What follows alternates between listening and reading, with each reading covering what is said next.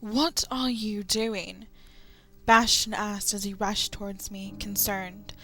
I glanced back into my room through the crack in the door at Chrissy trying on one of my dresses.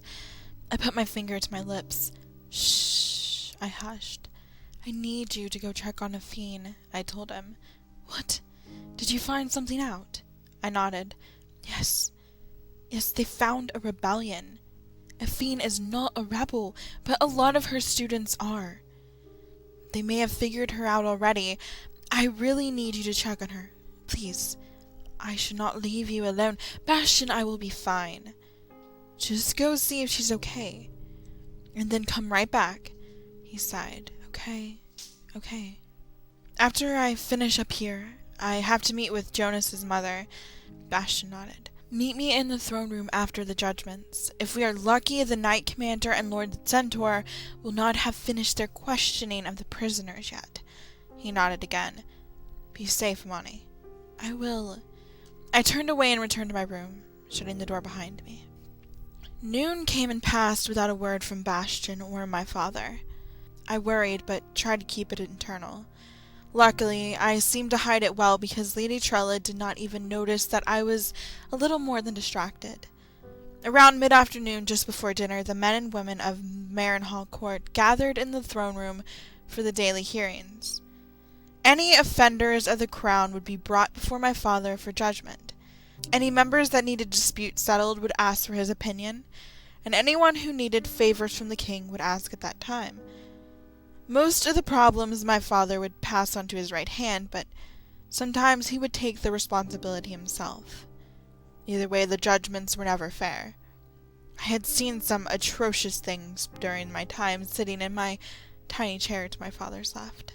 That day was the worst. Father sat in his large throne that sat up on a platform overlooking the wide room. Akin sat beside me in a mini, less gaudy version of my father's throne. Jonas sat in a larger chair to my father's right, but he was absent. The rest of the throne room was filled with courtiers, knights, guards, nobles, and other onlookers. I glanced around the crowd and bit my lip. Where was Bastion? Had they caught him investigating? Had they linked her back to the rebellion?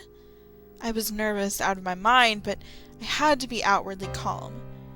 My father tapped his finger on the arm of his throne, causing his ring to make an infuriatingly repetitive clink as it hit the metal. He took a big gulp of wine.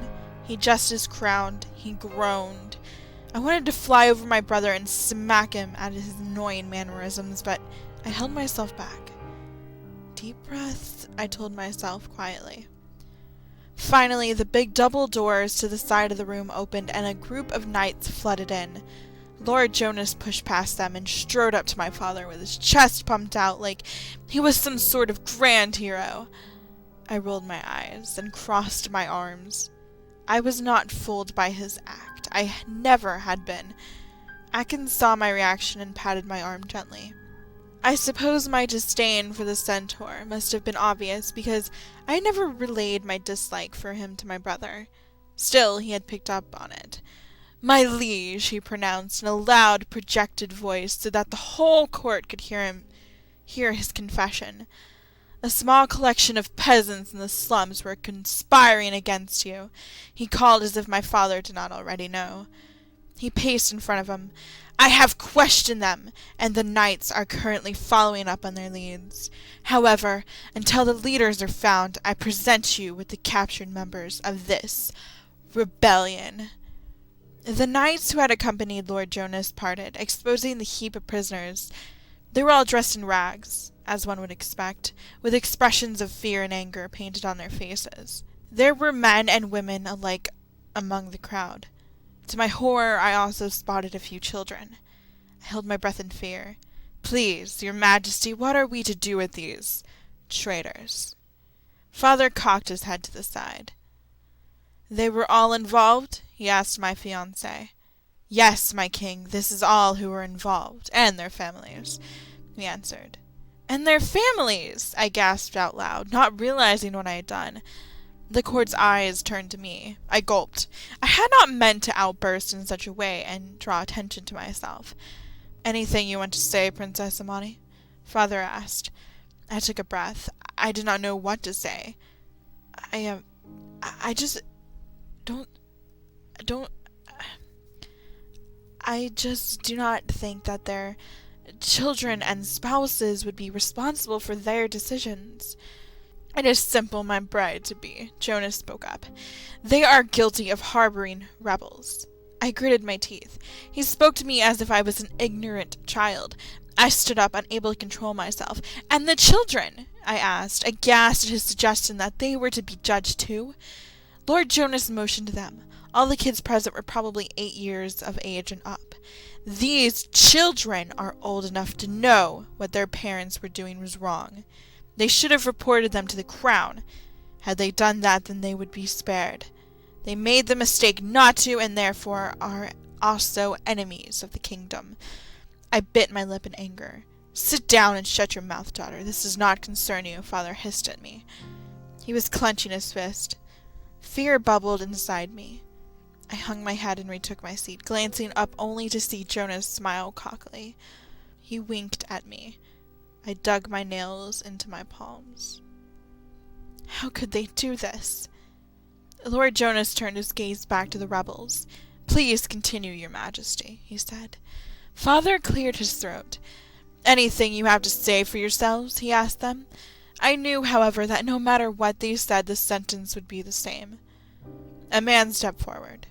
I remembered them saying that their leader was a mage. I wondered if that was him. You are oppressing the poor, he yelled.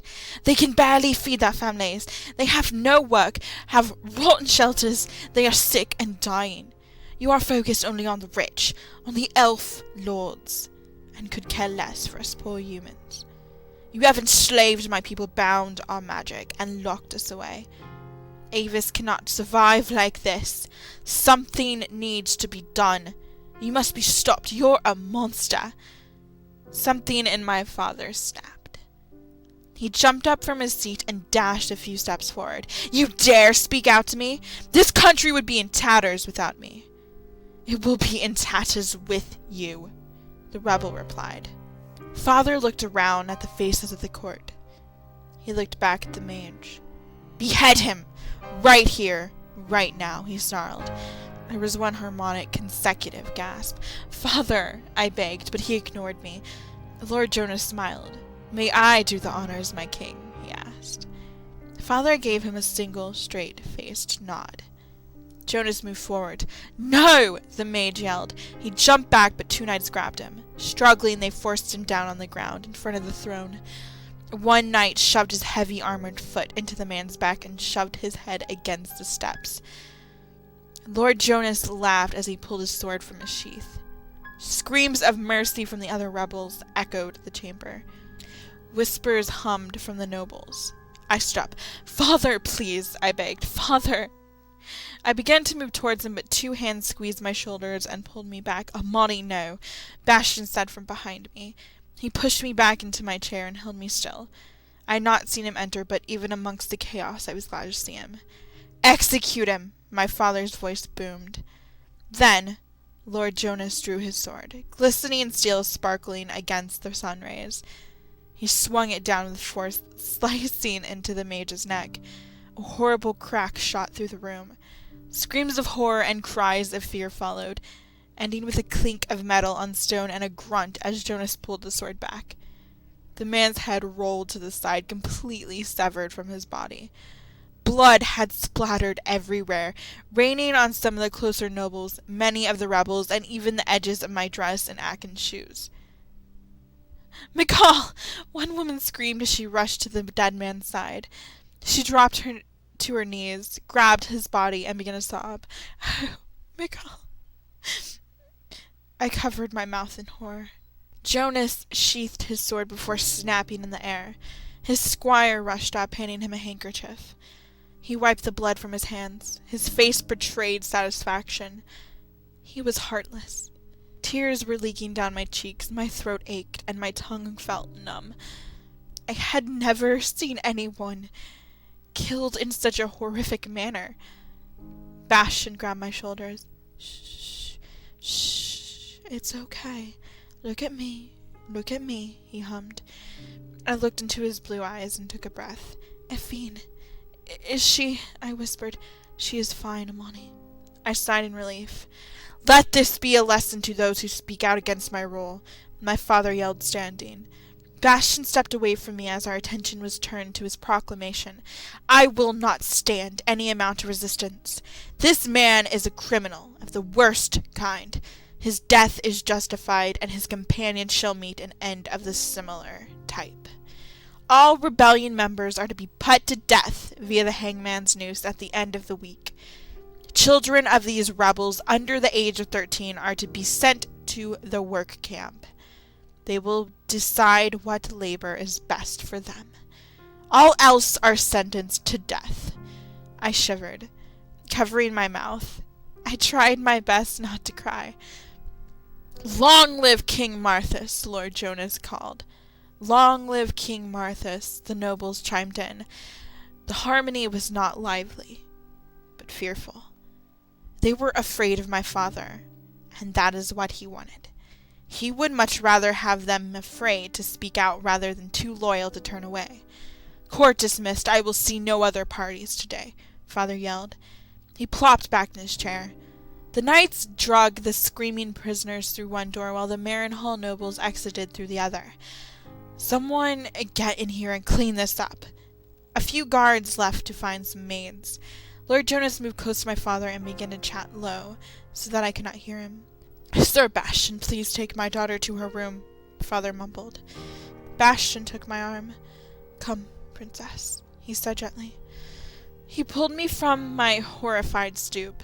He led me from the throne room, where that poor man's body lay, decapitated simply because he dared to speak out against a man who was clearly heartless and insane. Father had always been unfair. He had always done a lot of questionable and evil things, but I had never seen it firsthand.